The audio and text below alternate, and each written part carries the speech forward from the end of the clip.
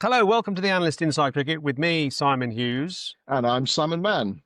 Very exciting second day from Headingley, and I think the Betfair odds, the way they fluctuated, shows how the game has fluctuated as well, how the balance of power has shifted from the day. I mean, India started at such a strong position with 300 odd for three, and only a 15% chance that England would win the game.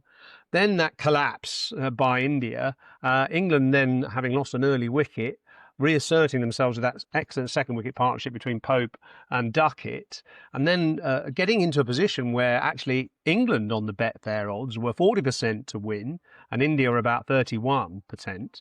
And then that root wicket at the end of the day, and nearly a Harry Brook wicket as well, has flipped it again. So India are back to being favourites now, just above England. But it really is in the balance, isn't it? And it's been a riveting day's play. Oh, fantastic day's cricket.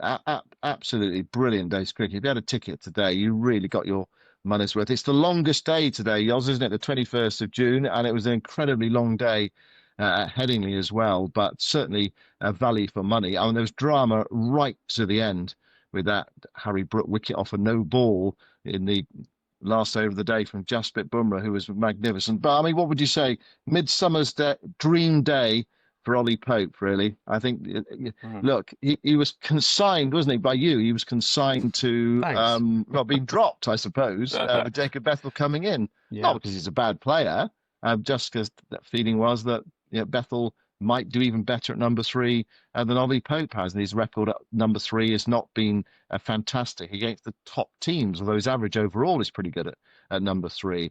Today, well, he rode his luck a bit. I think that's always going to happen with Ollie Pope. He was dropped, and he also nicked one through fourth slip against Jasprit Bumrah. Very similar delivery, actually, to one that got Zach Crawley out. But he escaped those and played, well, fine innings, really fine innings. The quickest 100 of the match as well. And really, look, it's hard to drop him now, isn't it? Hard to leave him out now. Well, yeah. And he said, actually, to his credit, he said, what I know I've been inconsistent against the best teams like Australia and India. What I have to do is thread more than 100 together, two or three hundreds, as Joe Root does. And of course, he's done that. He's now proved that, he's actually put his money where his mouth was. And 100 against India to follow up his 170 against Zimbabwe, which sort of secured his place, is a magnificent effort, especially, of course, coming in when he did as well, coming in with Zach Crawley out in the first over to a dramatic delivery from Jasprit Bumrah, who was absolutely on song, compelling, I mean, unplayable, really, in that first spell. And Pope got his way through, worked his way through it, and I thought he played really well. I mean, he does look a bit jumpy at the crease, and maybe that's one of the reasons I thought that Bethell might do a better job ultimately. But the selectors have been proved right in their faith in Pope. And I've never thought he was a bad player, but I just thought at times he was a jumpy starter. And against the best bowlers, he always gives them a chance. But actually, today, he looked really resolute and excellent. And, he was the reason that England got back into that situation with Duckett. Duckett's a fantastic player as well, isn't he? I mean, Pope sort of stolen the limelight today, but Duckett's 62, until he kind of just got a little bit over-ambitious, really put England back on course. I mean, you could easily be destabilised by that early wicket of Zach Crawley, and everyone was eulogising about that delivery from Bumrah. We can talk about that. But Duckett, just sort of calmed everybody down, got the runs going, rotated the strike well with Pope, and got England back on course. So, that partnership was one of the reasons why we started to see the fluctuations in the potential outcomes. Yeah, well, because we talked about it on this podcast before about Ben Duckett, that I think he's one of the most improved international cricketers in the world in the last 2 or 3 years. I mean, he had that spell in international cricket that didn't work back in the second decade of the 21st century, but in the third decade, I mean, he's really nailed down his place in the England white ball side and also in the Test match team as well. And yeah, fine sort of counter-attacking cricket from England today in difficult circumstances, really, with that, the pressure was on, the lights were on, it was overcast, and but more importantly, it was Bumrah with the new ball. I mean, that 5 over spell, it was fantastic to watch. It was absolutely compelling cricket. It was brilliant. It was why you go to Test Mm. cricket. It's why you watch Test cricket, for top class bowlers up against decent top order players, and that fight for supremacy. You felt a wicket could come every ball, but England were Yeah, also counter attacking and scoring as well. yeah, Siraj at the other end couldn't quite maintain the pressure, could he, in that opening spell? I thought he bowled well later. He came mm, back and bowled really yeah, well, Siraj, and was a threat. But in that opening spell, he just released a bit of the pressure at the top, yeah. and England got away to a flyer. What were they? 54 for one after 10 overs, and mighty relieved to see the end of Jasprit Bumrah. Now, Yoz, you've talked about Zach Crawley's braced front leg before, and there was a braced front leg today from Zach Crawley. If you watch it from side on, it's fascinating actually, because Crawley nicks one to slip. Okay, that's the bold fact. He nicked one to slip in the first over, but it was a magnificent ball. But what I thought was interesting, just watching from side on or seeing it from side on, is how far out of his crease he was against a bowler of Jasprit Bumrah's pace and venom and zing, really. And right at the start, I was sort of thinking, mind that you give yourself as much time as you possibly can, and so you're a bit further back. But he was actually batting out of his crease, and he pushed forward, didn't he? He pushed and turned Mm. basically, tried to push a ball that looked to be angling down the leg side, and it zipped away that new ball and took the outside edge and squared him up, and it was caught by Karen Nair at first slip. How did you see it? Was it just a brilliant delivery, unplayable ball, or was there a technical issue there for Zach Crawley? Or was that Well, just you're being too microscopic to look at that? I think you're trying to get me into one of those sort of Betfair exchange arguments here where we disagree about something, but I'm not going to disagree with you. I thought that was an incredible delivery. I'm not going to blame Crawley for his shot at all. I mean, the thing is, when Bumrah bowls, he has that unusual action, which it looks like the ball's angling in all the time because his wrist and his arm are slightly beyond the perpendicular. And it does look as if the ball's coming in. And I think he actually makes it come in just slightly before it leaves the bat. So it was completely natural, instinctive for Crawley to try and work it to leg. I mean, ideally, if you're facing Bumrah, I think you want to try and almost keep your left leg out of the way and try and allow the bat to come through straight, even if it's on leg stump. But that's a very difficult thing to do, and the length was perfect, and I thought it does actually show how wonderful Headingley is as a pitch, because it gives you that inducement to pitch the ball up. And if you have the confidence to take the risk to pitch it up and induce the drive, it can get the edge and it can just get enough bounce to carry to slip. We saw at Lords during that World Test Championship final that even when you got the edge, it didn't carry, and slip fielders were feeling ridiculously close, and Steve Smith broke his finger and so on. Here at Headingley, the ball bounces beautifully off a length, and it carries through to the slips if you edge it. And of course, that one was almost, it went through head high, but it was the length of the ball that just drew Crawley into playing slightly across the line and looking to play an aggressive shot or a positive shot that got the edge. I'm sure you've faced a bowling machine in your time, haven't you? Yeah, I have. Yeah, yeah.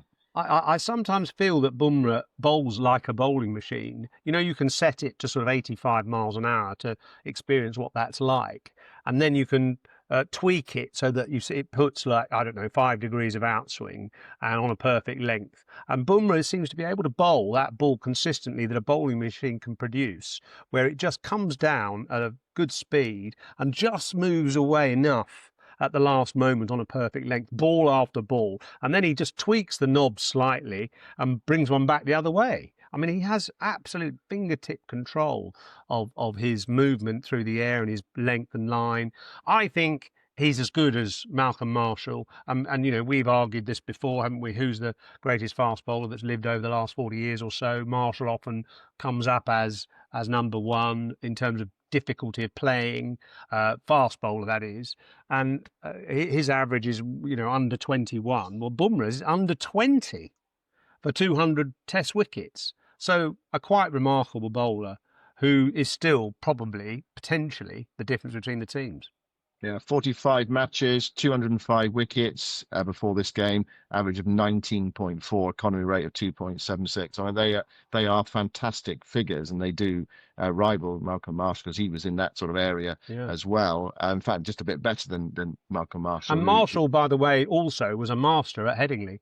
You know, he took, I think I looked it up, 23 wickets at 14 at Headingley in 3 or 4 test matches. And do you remember, he was the guy that bowled England out when he had a broken thumb. He had one hand in plaster and he still bowled England out. And he had the same assets as Bumrah. He pitched it up and he made the ball zip either way with fingertip control on that perfect length, just to draw you forward and bowl the odd bouncer and so on. The one that tonight nearly decapitated Harry Brook just at the end of the day. So he had everything at his disposal, and Bumrah's the same. Yeah. Well, absolutely magnificent. And he's kind of like keeping India in the test match, which is a Yeah, bizarre thing to say when you consider at one point today, they were 430 for three in their first innings. I think that's the incredible thing. 430 for three. And at one point, by tea, actually England were favourites to win the match, which is not to say that they were necessarily in the best or the better position, just how the market saw it. But because England was still a long way behind, because at tea they were 107 for one, so they're still 360 runs behind, which is a lot of runs. We know it takes a long time to change a cricket match with the bat. It takes far less time to change it with a ball. You can change a game of cricket with a ball in 3 or 4 deliveries, as we all know, because you can induce a collapse. So yeah, I mean, it just shows the sort of the nature of England's comeback today. But Bumrah was kind of like holding on to them and not letting them go. I thought, look, it's funny, isn't it? What cricket does, the cricket gods or whatever you want to call them, just that slice of luck. Because I mentioned it a little bit earlier, I alluded to it, that Bumrah bowled that absolute crackerjack delivery to Zach Crawley, and he bowled one very similar to Ollie Pope. Pope nicked it through fourth slip, whereas Crawley nicked it to first slip. It's one of those things. Although I did think, actually, as I was watching Bumrah bowl right from the start, early deliveries, the ball was zipping around. It really was, and at great pace as well. And the lights were on, whatever, and it felt like difficult batting conditions. I thought Gill just missed a trick because I thought he should have had an extra attack, a close fielder. I thought three yeah, slips I in the agree. gully was not enough for Bumrah. I think at that point you've got to go all out. 4 slips in the gully, Yeah, and there were another couple that went down as well. Off Bumrah, there was the Duckett one that was dropped in the gully by Jaiswal, and there's by Jadeja, sorry, and there was one by Jaiswal as well. It's difficult to tell on watching on TV today whether it actually carried, but he went away to his right and it seemed to burst through his hands. I thought it did carry. My impression was it did carry and went to deep third, and so and of course later on Ollie Pope was dropped by Jaiswal diving away to his right hand side, and he thought, well, if there'd been an extra close catcher there as well, then yeah. it may have been a more straightforward catch. That was just my feeling. One of the things I noticed about Gill today. Look, Bumrah is his main man, and he's fantastic, and he was brilliant today. You've got to give him that extra support when he is bowling, because he does find the edge, and he certainly did today. And at Headingley, you can find the edge. You can get value. For that type of bowling. I know you want to also stop the runs. You don't want the ball ticking over quickly as well. England like to score quickly, and India today tried to do that by having a deep backward point. But I just felt extra close catches, certainly in that opening 5 over spell from Bumrah. Yeah, they needed either Baz McCullum or Ben Stokes as captain or coach, didn't they? Because they would have had 5 slips with Bumrah bowling, and he probably would have taken more wickets. He might have gone for more runs, but he would probably have taken more wickets.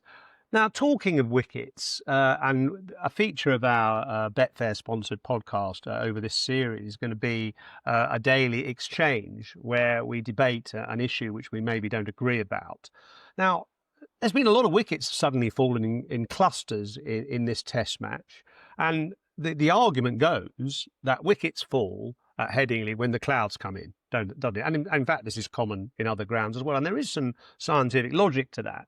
And the science says that clouds come over and the hot air, which normally rises when the sun's out, doesn't rise as much. So when the sun is beating down on a pitch, the hot air rises, causing instability in that just general area above the pitch, and therefore the ball can't swing. So clear air, no swing. cloudy skies where the sun isn't beating down so much and you're not getting that unstable atmosphere off the surface because hot air isn't rising as quickly, then it is stable air, you get movement, wickets fall. That's the argument. That's the argument. How do you see it? Well, what I would say is this, Jos, do you sometimes see what you expect to see rather than what's happened? The only reason I say this is because the sun came out at Lord's in that World Test Championship final after tea on the first day, 63 for nine, 63 for nine after tea today. And okay, today England went out to bat. There was a delay for rain. It was cloudy. The lights were on. Everyone says, "Oh, this is really tricky batting conditions." Well, it's going to be tricky because Jasprit Bumrah is bowling with a new ball. But actually, England raced away. They made 54 for one after 10 overs. They were 96 for one after 20 overs. They did lose Zach Crawley to that crackerjack delivery from Bumrah, but you're going to get that probably with a new ball. There was the occasional nick, there was the drop catch, but the sun came out later, and Ben Duckett was out, Joe Root was out. There were drop catches. Ollie Pope was dropped. What I'm saying is, it seems. Do we all think, oh, it's got to be the overhead conditions? Do they make such a difference, really? Or is it just the quality of the bowling and actually the nature of this surface as well? That there is just a bit in there. And actually, I think the ball swung when the sun was out, as well as when it was overcast at times. It was a great battle throughout the day, whether it was overcast or whether it was sunny. That's the only thing. Sometimes I think we expect to see something, and therefore we come up with these theories, and we make them fit what we think we're seeing rather than what is necessarily happening. That's I all. suppose it's a bit like when Viv Richards or David Gower plays an off drive, it's a beautiful shot. When I play one, it's a bit of a slog or a slice or something. It's interpreting something according to common philosophy, isn't it? Or preconceived notions, yeah. Preconceived notions, yeah. I mean, you have a point there, but in fact, I mean, the ball did more definitely when Bumrah was bowling with the clouds early on in the England innings, but the other bowlers didn't bowl very well, and England were positive. Duckett's a hard bloke to bowl at as well. The ball was definitely moving, but the bowling was inferior to the batting, and that's why England were able to put on that second wicket partnership. So I guess the jury's out on that, but facts generally do bear the examination. And I've been to a place in Bath actually where we tried experimenting with different overhead conditions, sort of bright lights and hot air, unstable air in an air tunnel, a wind tunnel, and the ball didn't swing, and then very still air in the wind tunnel, it did swing. So I think there is a bit of science there. But anyway, we'll agree to disagree on that one. Well, it's not so much a disagreement, actually. It's just something I've noticed today, that just to sort of, just to bring it up really, and challenge the orthodoxy really. And our listeners can decide what they think, and watch out for it for the rest of the summer. When it's overcast, does it guarantee wickets? And when it's sunny, does that mean the batters are necessarily going to thrive? Well, on the evidence of the Test match cricket I've seen so far this summer, ain't necessarily so. But I can see the science, and I can see some of the logic. So we should talk about some of India's batting today. We haven't mentioned Rishabh Pant, have we? What an extraordinary player he was. The Betfair odds yesterday were quite good on Shubman Gill getting 150 and Pant getting 100. Pant did, of course, get his 100, but Gill just failed to get 150, 147 he got, caught on the deep wicket boundary by Shoaib Bashir, or off Shoaib Bashir. You were quite complimentary about Bashir's bowling yesterday. I probably was a bit over harsh on him, and he got his reward with a wicket today of Shubman Gill, but that just left the stage open to Pant. And I mean, he's like a pantomime act, isn't he? Pantomime. I mean, he's an extraordinary performer. Some of his shots, the falling paddle shot, has to be one of the highlights, and the one-handed six to get his 100, followed by the handstand. I mean, incredible.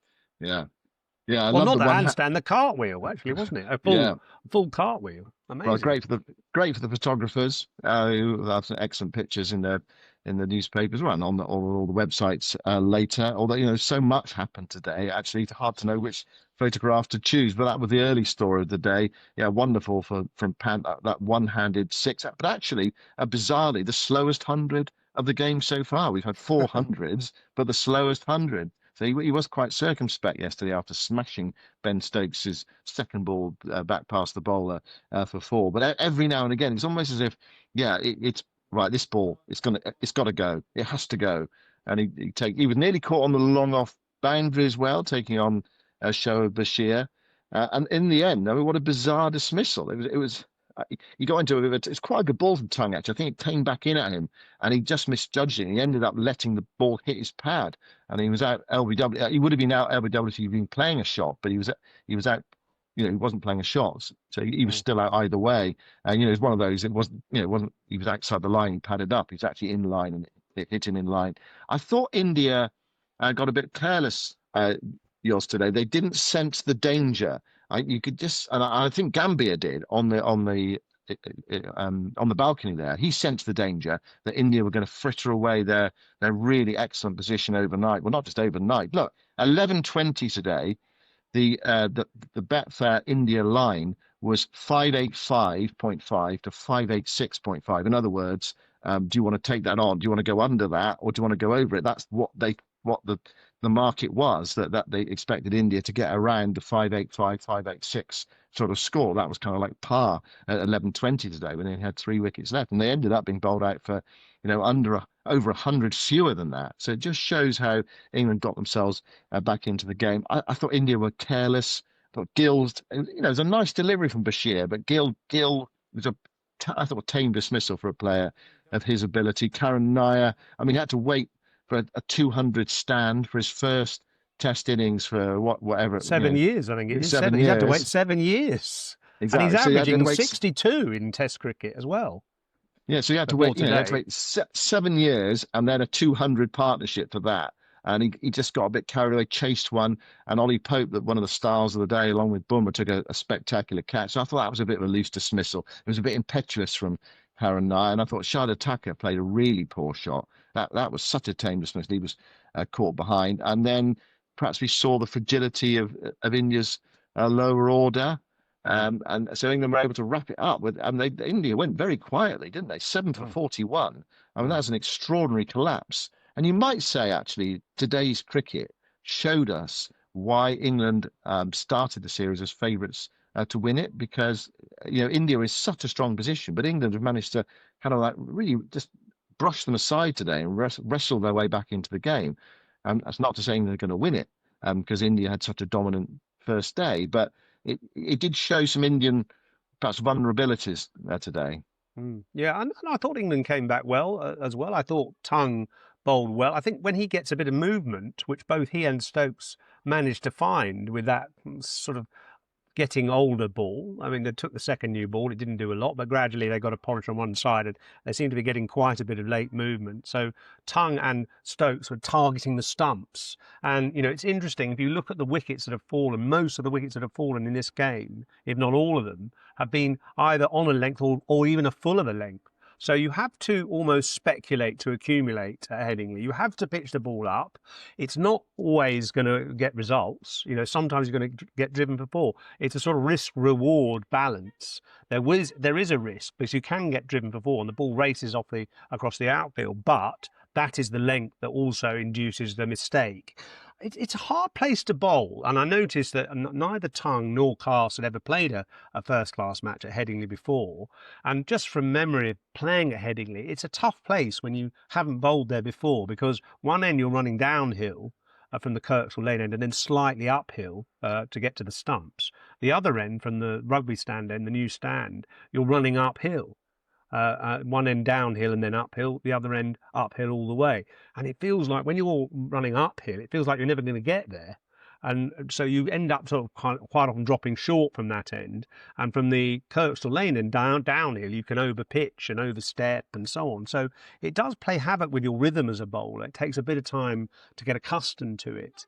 And that may, explain why Cast and also Josh Tongue didn't quite get it right earlier in the game. But Tongue came back with 4 wickets. And there was that little thing at the end with Stokes when they finished off the innings where they both got 4 wickets, where he did a kind of motion as if feeding, sort of a feeding frenzy of Tongue and Stokes on the India tail, polishing it off, wolfing it down, if you like. So it was quite a nice moment for England to finish off that innings, probably about 100 less than they should have got. Yeah, I think Mark Wood was saying it was rabbit pie. You're eating rabbit pie. That was what it was, and that's what happens when you finish off the tail. Did you enjoy bowling at Headingley? Because Yes, when your day there yeah, was there was always something there, but the pitch yeah, is changing its nature. I mean, it it takes a bit of has. spin now, and No, it, it doesn't help the seam bowls quite as much as it did in your day, and it's less up and down. I think that's probably the key, isn't it? It's less up and It, down than it it used to it be. was always a ground where if you bowled badly, you got punished. There are some Yeah, grounds, and that sounds a bit tautological, but some grounds you can bowl badly and still get away with it on a slow pitch like Lord's, for instance. At Headingley, if you bowl short, you're going to get absolutely hammered. If you over pitch, you're going to get driven. If you get that length right, even in the olden days where the pitch was a bit crumbly, you got movement and you got uneven bounce. And now you don't get as much uneven bounce, but you do still get some movement and good carry. I think it has the best carry of any pitch in England, actually. And you have to bowl fuller at Headingley to hit the top of the stumps than any other ground, because if you bowl just on a length, it'll go over the top. So you have to bowl just that little bit fuller and induce the batters to come forward. And if you get that little bit of movement, you've got a chance of wickets. But, yeah. it does punish you if you're offline. I always felt with Headingley that the reason that you got smashed if you're a bit offline is because batters were so they always felt there was a ball with their name on it. Yeah. So if you do Mm. get a bit of something in your favour, you just absolutely climb into it because you never quite know, when you're going to be seen off. That was my feeling about Headingley. India rather frittered away their position. That's 471. Still puts you in a decent position in the game, and it may well be it is a good enough position in this game for them to go on and win it, or at least be in a really competitive position on the final day. But I mean, it's fascinating how this game is going to play out from here. I mean, I don't think it's wise to predict it, and the odds actually at the moment, so, it's all a bit unclear, isn't it, where the power balance lies in the game? I mean, the draw I think actually back in the day, if a test match was in this position where one team were 209 for three in reply to 471, and the pitch looked good, and the batting sides are pretty strong. You would say that a draw might be the favoured result, but of course England don't do draws, and they'll take it on. And if they have a good batting day tomorrow, they might well be ahead by the close of play. But equally, you could see another situation where Bumrah gets amongst them in the morning, and they're suddenly, 280 for seven or something like that. And then, India have the prospect of a decent sized lead, and build on it and really put England under some pressure, or almost bat them out of the match. So that there are lots of scenarios ahead of us, and I wouldn't like to suggest which one's going to happen, because it's be look, we've had a really unpredictable day today, haven't we? I mean, England are in a much better position, I think, than they could have dreamt of at the start of the day's playing. All their supporters have kind of written them off yesterday. Good luck in the Ashes after a day like that, and yet suddenly here we are after 2 days. And the game is sort of, it's kind of in the balance again. It's there to be, it's definitely there to be won and lost. You wouldn't say that India are clear favourites. You wouldn't say that England are clear favourites. And you wouldn't say it necessarily going to be a draw. You're a wise man not to try and make a clear prediction, actually, because especially with Headingley Test matches, if you think about the history, some of the extremes of things that have happened, England winning, of course, in 1981 when being asked to follow on by Australia, winning in that 2019 Test match against Australia when they were bowled out for 67 in the first innings and chasing 362 to get home by 1 wicket with that famous Ben Stokes innings, and many other unusual events that have happened at Headingley over the years. So a wise man if you don't try and predict the result. I mean, Betfair have had a go, and as we said at the start, 34% England win, 39% India win at the moment. They clearly have the runs on the board, if you like, and a draw 27%. The weather forecast is reasonable. A little bit of rain possibly on Sunday evening and on Monday morning, but it doesn't look as if it'll interrupt play too much. So we should get a result. And a couple of little odds for you if you want individual player odds. Bumrah to get 5 wickets, 4-5. Well, that's odds on, isn't it? Bumrah's What going to about get Bumrah to 5. get 10 Well, I wickets? mean, yes. Who else is going to get the wickets is the question. And well, Ollie Pope to be England's leading run scorer, 1-3. Again, a fair bit of a foregone conclusion, really. But well done to Ollie Pope for not worrying about all the noise, the external noise going on, and delivering with his bat and getting England into a decent position. Yeah, fabulous today. Sort of bristling, bustling sort of innings from Pope. Strong through the offside, strong backward a square. I think he was sort of high 40% for behind square on the offside today. Led the fight back along with Ben Duckett. Joe Root, I thought, struggled a bit today. I mean, they bowled well at him when he first came in.